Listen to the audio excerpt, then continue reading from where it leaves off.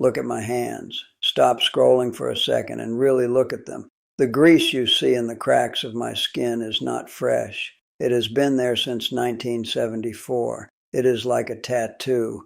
The knuckles are swollen to the size of walnuts. I can't make a full fist with my left hand anymore. That is a souvenir from a transmission that fell on me when I was 26. I am 80 years old. My name is Hank. I own the shop. I own the land under the shop. I own the building across the street. My bank account has 2 commas in it. By every definition of the American dream, I won, but I would trade every single dime. I would hand over the keys to my shop, the deed to the land, and the millions in the bank, just to be you. Just to be 25 years old, broke and standing in your shoes for 1 hour.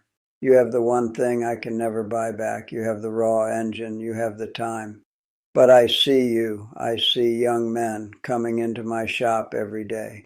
They drive cars they can't afford. They have eyes that look tired. They are rushing. They are redlining their engines in first gear, trying to look fast, but they aren't going anywhere. You think you have time. You think your 20s are for finding yourself. You think your 30s are for settling down. And you think your 40s are when you finally get serious. Let me tell you something that might make you angry. That is a lie. That is a lie sold to you by people who want you to be a mediocre employee for the rest of your life. If you wait until you are 30 to start building your machine, you will be rusty before you even leave the garage. I made 3 massive mistakes in my 20s, 3 blown gaskets that cost me decades of happiness. I fixed them eventually, but the scars remain. If I could go back to 1965, grab young Hank by his oily collar and slam him against the wall, this is what I would scream in his face. Mistake number 1, treating your body like a rental car. When I was 22, I was a beast. I could lift an engine block by myself. I could work 16 hours straight, drink a 6-pack of beer, sleep 4 hours, and do it again. I thought I was invincible. I thought warranties didn't apply to me. I ate garbage from the vending machine because I didn't have time to cook. I didn't wear ear protection because it wasn't cool. I didn't lift with my legs because I was in a hurry.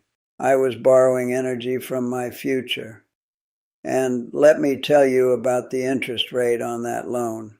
It is predatory. Today, at 80, I have the money to travel the world. But I can't walk for more than 20 minutes without my knees screaming. I have the money to eat at the best steakhouses in the city, but my stomach can't handle rich food anymore. I have the time to listen to music, but my hearing is shot from 40 years of impact wrenches. Your body is the only vehicle you get for this entire ride. You cannot trade it in. There is no lease program for a new spine.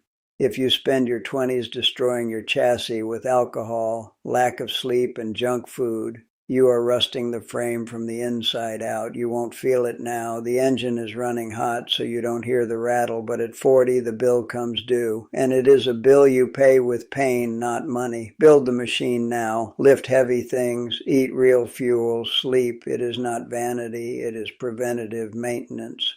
If the chassis breaks, it doesn't matter how much money is in the glove box. The ride is over. Mistake number 2, keeping the wrong crew in the pit stop.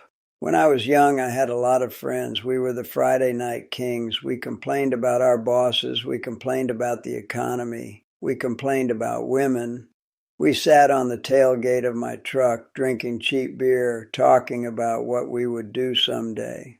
Someday I'll open my own shop, I said. Someday I'll buy that classic Mustang, they said. 10 years passed. We were still sitting on that tailgate, still complaining, still broke. I realized too late that you are the average of the 5 mechanics you stand next to. If the guy in the next bay is lazy, cuts corners, and hides mistakes, eventually you will start cutting corners too. It is gravity. You cannot fight it. I had to make a hard decision at 30. I had to fire my friends. It was lonely. It hurt. They called me arrogant. They said Hank thinks he is too good for us now. I didn't think I was better. I just knew I was drowning.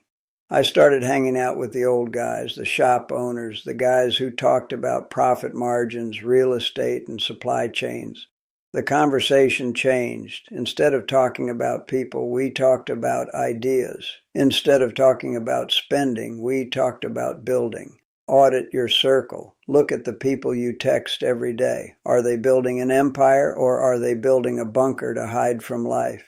If your friends don't scare you a little bit with their ambition, you are in the wrong circle. You need to be the dumbest person in the room. That is how you learn. Being the smartest person in a room full of losers is just an ego trip to poverty. Mistake number 3, saving pennies instead of buying better tools. I see young men today obsessed with saving. They drink instant coffee to save $3. They drive across town to save 5 cents on gas. They put their money in a savings account that pays 0 point nothing percent. You cannot save your way to freedom in your 20s. You don't have enough money to save.